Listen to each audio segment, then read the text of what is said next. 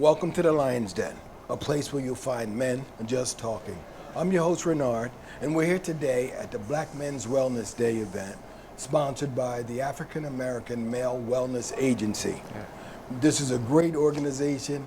As I told you guys before, I wanted to do a 5K in Delaware. However, I was unable to do that because I didn't have the contacts that I needed. And I was able to plug into this organization, which is doing everything that I wanted and more. I couldn't have even thought of all the things that they've done. And today I have the president of the organization with me. Please introduce yourself. Yes, sir. My name is Jamail Johnson. I am the vice president. I'm standing instead of our president, who is Kenny Hampton. But I'm the vice president of the African American Male Wellness Agency. We're the health and wellness arm for the National Center for Urban Solution, man. Glad to have you out. Yes. Man, we got Black Men's Wellness Day in the city of brotherly love. Yes, sir. Showing that brotherly love, yes, too. Sir. Yes. So how did you become a part of this organization? Man, I'm going to give you a condensed story. 2022, man, you know, we're in the middle of COVID. Everybody had a podcast then, you know what I'm saying? And I was on a podcast. I'm native Houstonian, still stay in Houston now. And I was on a podcast and we were talking about black men and mental health. And it just so happens that I was a panelist and our CEO, Mr. John Gregory, he was a panelist. And so as the stars aligned, he's in Columbus, Ohio, I'm in Houston, Texas, and the host of the podcast is in Atlanta, Georgia. But man, as we start talking, man, and I hear about this organization and all of the stuff that they were doing, I was blown away. I was like, bruh, because at that time I was the incoming president for the 100 Black Men in Metropolitan Houston, and I just knew, even with our organization, we weren't doing what this organization is doing. So man, I was like, man, I gotta get down with them. And so Mr. Gregory invited me out to Columbus, Ohio, to Black Men's Wellness Day there. And man, it was about 30,000 people came out. Blew my mind, man. So I got on the phone at the event, put our mayor on FaceTime. I say, man, we gotta bring this to H-Town. And so man, I've been rocking with him ever since, man. Cool, man. Yes, sir. So you brought it into, so you also have a Wellness Day in Houston as well? Yeah, so this is a 23-city tour. And so, man, we actually kicked off Black Men's Wellness Day, the tour, in Houston, April 25th. And, man, we brought out about 8,000 people, man. You know what I'm saying? And it was our 4th annual, started grassroots, and just really taking this around the country and bringing awareness to the health disparities that plague African American men. Man, I always say that, you know, a black man has a flu, but the white man has a cold. That's how huge the disparities are. And man, with this particular movement, we're saying not on our watch. We're not letting black men die without us getting to them and saying what we are saying across the country, get checked out, not checked in. Yes, sir. Exactly. Yeah, and we take a holistic approach here in the Lion's Den, men's in terms of physical health, mental health, and spiritual. You know, because you have to be completely aligned, and I think that's the divine alignment. Yes, sir. You know, the holistic approach. And so, was there a personal event that caused you to actually want to be a part of this organization? Something brought you here? Well, man, I've always kept my health top of mind, but I really got serious about it. A very funny story. So my mom calls me one day, and my mom tells me, "I'm putting your daddy out." I'm like, "Putting my daddy out, man?" So I was like, "Stop. Hey, say about whatever it is, man, keep daddy in the house." I say, "But what's going on?" And so, man, she's like, and said it so casually. Man, I went to the doctor. Doctor told me that I got type 2 diabetes, but he not gonna put me on no medication. He just want me to change my diet. And so I was like, okay, but what they got to do with daddy? And so then she said, well, the doctor said it would be better if I had an accountability partner. And I asked your daddy, and she said, he told me he retired. That sounds too much like work. He gotta go. So I'm like, all right, mama. I'll be your accountability partner Right. as long as you let daddy stay in the house, man. And so, man, needless to say, man, I jumped on that eating regimen that the doctor gave her, and man, I lost 100 pounds, man. Oh, wow. And just stayed consistent, but it was more internal. More internal, right? exactly. You know, there was some weight that I lost mentally, emotionally, got rid of some stress, got rid of some anxiety, and the food was a byproduct Yes, of it, you know? yes, absolutely. Which, you know, we've talked a little bit before, that, man, that three-prong, that mind, body, and soul, you know, if your body is well and your mind isn't well, you're not whole. Right. But if your mind is well and your spirit ain't well, you're not whole. Right. You know, even the Bible tells us, beloved, I wish above all things that you would prosper, be in good health as your soul prosper. He wants the whole man. Yeah, the whole man. Yes, Yeah. sir. And we want to return to him in that way. In Yes, that sir. Form, Yes, sir. As a whole man. Yes, sir. That's just telling him, I honor the vessel that you gave me. Yes. I don't want nobody coming in my house after I've cleaned, throwing paper on the floor, putting a drink on my coffee table without a coaster. Yes. I want you to respect what's mine. Exactly. But if I feel that much about my physical home, right. I need to definitely feel that way about the this body. one. Yes, sir. Absolutely. Yes, sir. Absolutely, man.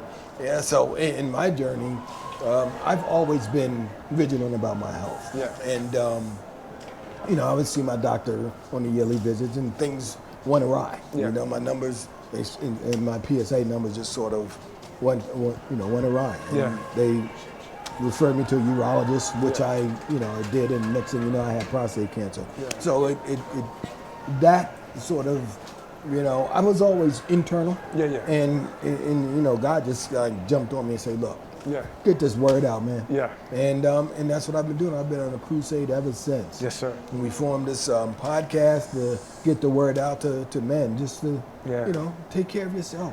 Be responsible for you. And I appreciate that, man. It's not enough of us talking about how to save us. Yes. We're talking about the problems, but we're not talking about how to save us, right? Right. And so, man, we'll debate back and forth about who's the greatest basketball player, Yeah. who's the greatest football player, but many of us don't have that same intentionality. Exactly. Talking about, brother, how can I get you to live longer? Man, I'm trying to see some pawpaws, man, Yeah, some big daddies, because Yeah, we don't yeah. even have that in our generation anymore. Yeah. But I think that if we make the right choices from the dining room table to the boardroom table, Yeah. I promise you, man, life will be more fruitful, and man, we'll be able to enjoy the journey. Right. Instead of challenging you to a game of basketball, I challenge you to good health. My health is better than yours. Yes, sir. Yes, sir. What's your numbers? Yeah. Show me your numbers. Yes, sir. Exactly. Yes, sir. You know, and one thing, just recently, I have a grandson. He's 5 years old, soon to Okay. be 6.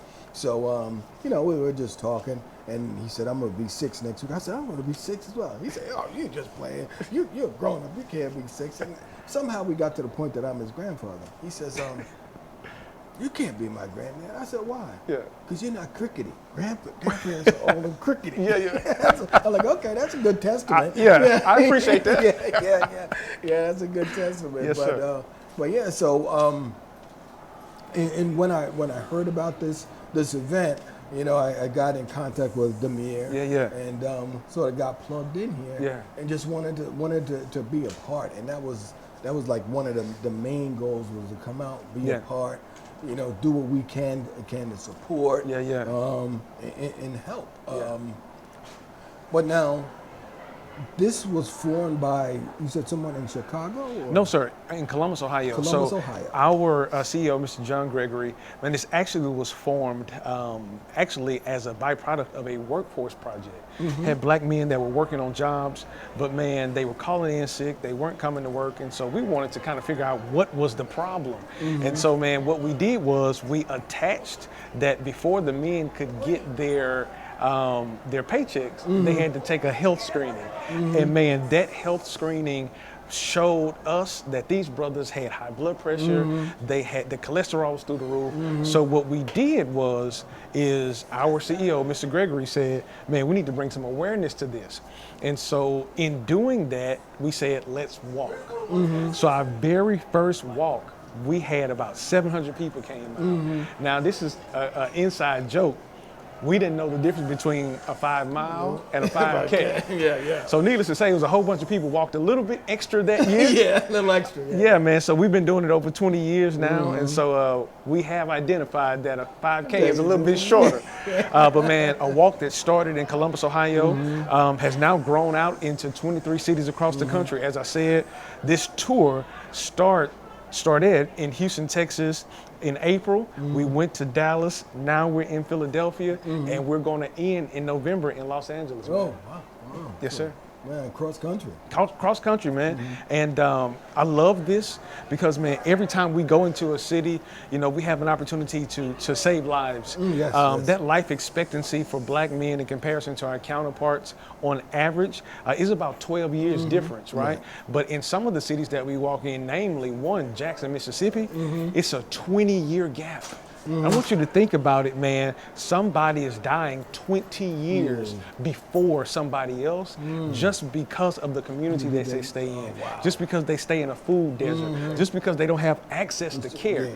And so, man, we literally are bringing the clinic to the community and we're cutting out all of the barriers, man. So we say it's the most fun you'll have at a doctor's appointment. So when you come to our event, man, when you register, you immediately get dumped into our screening pavilion, and any screening you could think about getting, we provide it to you for free. But what's so unique about our event is that we have doctors on site, and these doctors are giving these men a consultation. Like, you know, some of these guys ain't been to the doctor since their 12th grade physical to play their last year in high school. So, man, you get this piece of paper and you got all of these numbers. You don't know what's going on, man. So we're grateful for all of our local partnerships, man. People come and volunteer their time to help us help these men live longer. Now, you said this started through employment where the employees had to go and get checked. Now, what was the success of that? Was it successful where these employees now that they knew their numbers and they were being checked, they were able to, sustain a better life? Yeah. You know, again, the call-outs slowed down. They really were able to address some real issues, knowing that it really wasn't just a headache. My blood pressure is high. So then now once I'm aware, now I can take action. A lot of people don't know. You know what I'm saying, man? Last year, man, we screened over 10,000 men, and out of the 10,000 across the country, 85% of them had high blood pressure. But the scary part about it is close to 65% didn't even know. So just think about, man, and you know, we wrap this around a 5K walk and run. You got some people that's coming ready to run that don't know their blood pressure's through the roof. You're ready to run, but you're walking dead. So, man, when you get that checkup, you're able now to live up, man. That's all we're trying to do, man. That's all we're trying to do. That's good phrase. Yeah. That checkup, I'm full of. I'm full of. Is that like a Houston byproduct? You guys have all these. I just dropped that one on you right there, man. That was free. That's off the top. I'm gonna put it on the T-shirt though.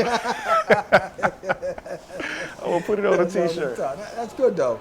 So not only were they gainfully employed, they were actually now physically better. And feeling better. Now, the one thing about it, and maybe not knowing is part of the problem, but your body gives you signals every time, every day, but we don't listen.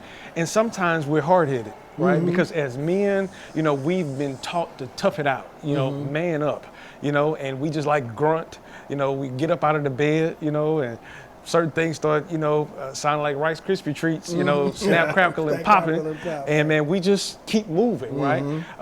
I'm, again, native Houstonian, grew up down south, man. My dad, this year, my pops turned 82 years old. You know what I'm saying? But if I go back to my grandfather, and my grandfather was born at the top of 1900. His dad was born on a plantation. So now I look back, my great-great-grandfather was born on a slave plantation, which means I'm only 3 generations removed from that. They didn't have PTO. They didn't have doctor's appointments. They didn't have insurance. You know what I'm saying? And they just dealt with it. They toughed it out. And so by example, we've learned to power through, to show our strength, to push through some things that are literally killing us, man. So I'll tell any brother that's listening to this, man, if you feel something, say something. Yeah, exactly. You know what I'm saying? If something is irregular, go and get checked out, man. And it has to be important to you, because when you don't go and get that checkup, man, you have the possibility of dying from preventable diseases, which is now leaving behind people that love you, man, people that care about you, people that's counting on you, and leaving behind you. Man, some of us, unfortunately, we don't even get a chance. We talk about generational wealth. We don't even get a chance to see the next generation. So then now we're not leaving generational wealth. We're living generational bills. And so now families trying to play catch up. But just think about if we were here long enough to see this thing through. And now we're, instead of leaving a bill, we're leaving a will. And our family is able to advance instead of having to try to come up from the rear. A lot of times people talk about generational wealth. I think a new phrase should be coined: generational health. Generational health, yes, sir. Yes, sir. So we're healthy generationally. Yes, sir. You know, because knowing your family history is very important. Very important. And a lot of us don't know because either we weren't no one spoke to us to tell us what happened. You know, because being from the South, I'm also from the South. So you have, you know, they don't talk. No. You know. Nah. Kids should stay in kids' place. What happened in this house stays in this house. Stays in this house. Absolutely. Yeah, that's true. And then also, in, you know, all of your screenings and so on, they're physical. But is there anything mental actually going on? Yes, sir, man. So just this past Thursday, we actually have a mental wellness arm. So the African American Male Wellness Agency stands on 7 pillars: health and wellness, mental wellness, financial wellness. We have a fatherhood initiative. We have a mentorship initiative. We have a women's wellness initiative, and we do research. But man, in that mental wellness arm, we do something that's called Real Man, Real Talk. And this Thursday, man, we had an opportunity to sit down with Dwight Howard. Man, we had a intimate conversation with him where we really talked about, you know, black men dealing with life, dealing with every day, man, dealing with anxiety, dealing with depression, and really tackling it, man. So we really tried to provide a holistic approach to what wellness looks like. And that was really a part of the link to us because, again, I keep going back to holistic. Holistic is truly, and I'm not talking alternative medicine. I'm talking about you. You being truly you. You know, because of the way that we were raised, you know, not to cry, not to do this, and you know, and emotionally, we seem to be detached. And that's another cord that I'm trying to sort of, you know, bring together, tie together, maybe braid it. You know, to bring that loop together so that we can know who we are and not be ashamed of it. Not be ashamed to cry. Right. And I think that's one of the things that, unfortunately, for our community, we've lost that. Before we were a community, and now it's like we live in isolation. But in isolation, we deteriorate faster because somebody, when I'm with community, they're able to tell me, you're good, brother. You're not going through this by yourself. Somebody else is here to help you.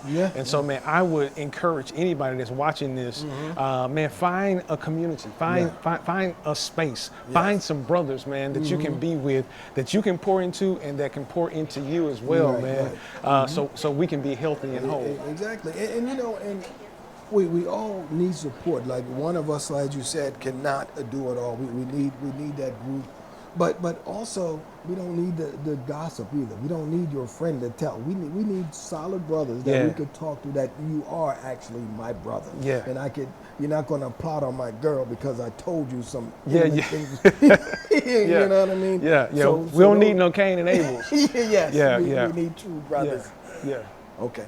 We need to be truly true to ourselves, and then we can be true to others. Yes, sir. That's the way that tree works. You know what I mean? You're the tree. Now you have all these branches you have to cultivate to make, you know, one solid you. Now, what's your final thoughts for our viewers? Brothers, if you're watching this, man, you matter. You're important. I know that there are a lot of different thoughts, different narratives that are on our airwaves, Yes. that's on social media, Yes. and it really casts a negative light on black men. But I want to come and let you know from another black man, you matter. Because you matter, your health matters. Yes. Show your family that you love them enough to live for them by going and get checked out. Yes. And don't worry, don't be afraid, man. Even if something comes back and that thing comes back and it's not what you wanted, there's a creator upstairs that'll help you get through whatever you're going through, man. Yep, yep. Yes, sir. That's another light source to check into. Oh, yes, sir. Yes, sir. Now, that's another conversation for a whole other day. Yeah. Bring me back. We'll talk about that one. Yes, sir. Yes. Remember to like, share, and subscribe. Yes, sir. If you don't take time for your wellness, you'll be forced to make time for your illness. Wow. What a glorious day. Take a moment to breathe. I'm Renard. Peace.